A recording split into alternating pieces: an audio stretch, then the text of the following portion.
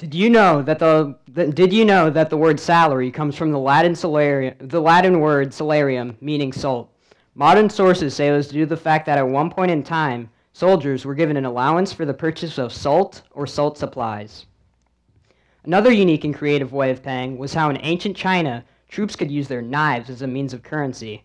Troops could use their knives as a means of currency because of the metals in these knives, such as tin, copper, or steel. There's been many unique and creative ways of paying over the years, but the fact that people have been paid has never changed. Having a salary provides the money necessary to provide for you and or your family. So if money talks, what are we saying about who we value more? First, we will start off with the basics of athletes' pay. The average NBA player earns $5 million annually, which isn't even as lucrative as some of the special contracts in the NBA. LeBron James earns $30 million annually, which shows the trust that the Cleveland Cavaliers have put in them to lead their team towards success. Not even the players, but the teams and franchises in general are worth tons of money. The New York Knicks are worth an estimate $3 billion if they were on the market today. So let's put that in comparison against people we say we value as heroes. The average NBA player earns $5 million per year to the average police officer earning $50,000 per year.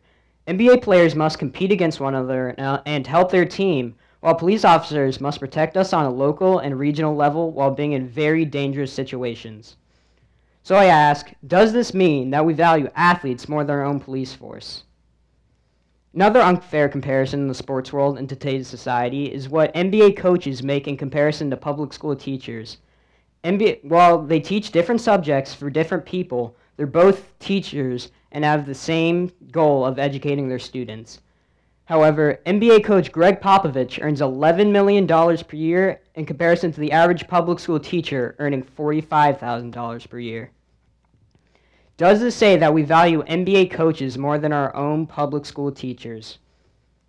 A comparison outside of the sports world, but still in today's society, is what experienced Wall Street traders earn in comparison to experienced Army generals.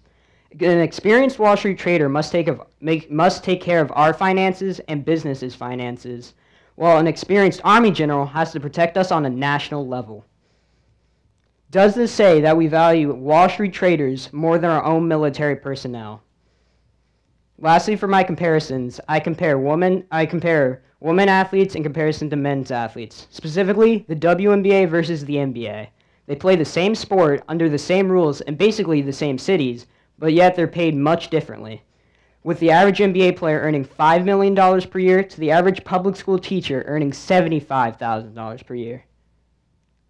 Does this show that we value men's jobs more than women's jobs, even for the same profession? And with such a controversial statement as that, we as a society have tried to fix this before.